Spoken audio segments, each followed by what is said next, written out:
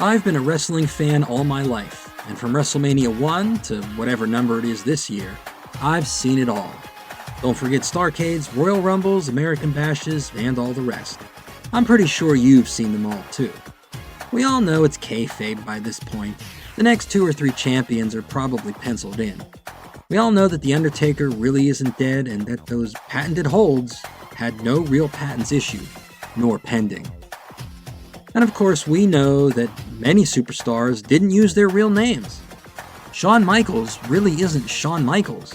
He's Mike Higginbotham. It looks like Jonathan Cain from Journey, by the way. CM Punk is actually Phil Brooks. Crash Holly was Mike Lockwood. You get the point. Some do use their real names, like Kurt Angle and Bret Hart. But even some, like Ric Flair, spelled F-L-I-E-H-R, changed it up a little bit to sound cool. One thing I've noticed over the years, especially in the 80s and 90s, is that some superstars borrowed their name from something else that already existed. Case in point, Hulk Hogan, the most famous example of this. Hogan stole the Hulk part of his name from the Incredible Hulk. Now actually he earned this nickname when he appeared on a talk show next to Lou Ferrigno, TV's Incredible Hulk. The actual interview seems to have been lost to time, but so the legend goes, Hogan was bigger than Lou, and so it was said that he should be the real Hulk. This eventually led to Hogan, Vince McMahon, and Marvel coming to a licensing agreement on the use of the name. But Hogan wasn't the only one to take a name for himself. Oh no. The list is long, and while these other guys probably didn't have to pay out like the Hulkster, it was pretty obvious in some cases, and in some others, not so much. So, here we go. Macho Man Randy Savage took his name from the Village People song, Macho Man. And while we're on the topic of music, how about the Nasty Boys? They debuted in 1986, just after the Janet Jackson song Nasty Boys was released. Chainsaw Charlie, aka Terry Funk, comes from a song by Wasp, of all bands. Tito Santana, Carlos Santana. Disco Inferno and Disco Inferno. Edge, aka Adam Copeland, and Edge from U2. Though maybe he was thinking he had the same name as the bassist from U2, Adam Clayton. Yeah, it's kind of a stretch. What about Sting? And Sting. Stevie Ray might be named after Stevie Ray Vaughan, and his brother Booker T after Booker T and the MGs. Actually, this one is just a coincidence. His real name is Booker. Maybe he was named in part after Booker T. Washington. That'd be cool. Don't forget he was also G.I. Bro, a cooler, blacker G.I. Joe. Then of course there's Ludwig Borga and Victor Borga. When I was a kid, old people, who are now dead people, loved this guy. And speaking of dead people, Sid Vicious is named after Sid Vicious from the Sex Pistols. What about movies and TV? Lex Luger, Lex Luthor. Bam Bam Bigelow, Bam Bam Rubble from the Flintstones. This is the most obvious one to me, and no one has ever talked about it.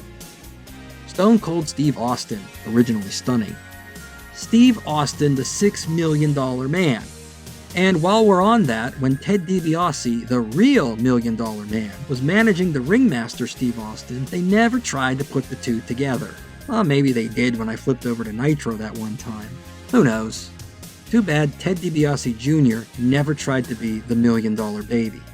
And speaking of babies, Mrs. Foley's baby boy, Cactus Jack, and Cactus Jack from The Villain, played by Arnold Schwarzenegger. Magnum TA, Magnum PI. These guys even kinda look alike. King Kong Bundy, King Kong the Ape. And while we're on him, he was actually the real namesake for Al Bundy. Steve Rhodes got his name from Dusty Rhodes. I'm stretching it now, but there was a character named Lonesome Rhodes in the film A Face in the Crowd. So maybe Dusty got it from that. Or maybe just actual roads with dust on them. The Hardy Boys, the Hardy Boys. If you never saw this one, you need to get a clue. Big Van Vader, Darth Vader. Though in the WWF he was billed as the man they call Vader.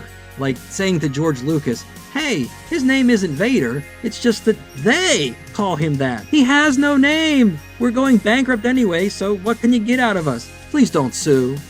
I wonder who they actually were.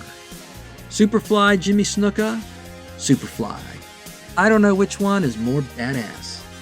Then there's the Godfather. Maybe he should have been called Superfly.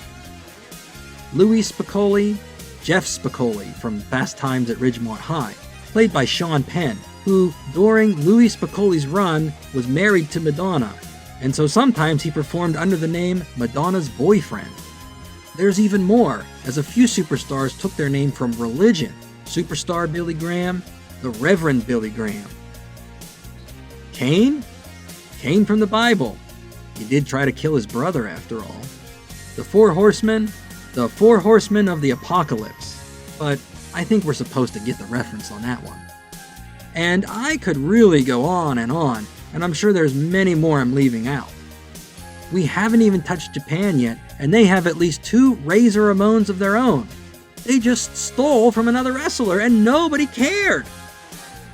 But back to my original point. Despite a long list of superstars with stolen names, it's never talked about. Not in forums, not in podcasts, not in anything. Maybe it should. It's funny. And it's part of an era that's long gone, when wrestling could have a slightly hokey, gimmicky feel to it that made all of this part of the fun, whether subtle or blatant. And speaking of blatant infringement, this even spread to Jerry the King Lawler, who was sometimes called the Burger King, and who Tiny Tim once called the Dairy Queen.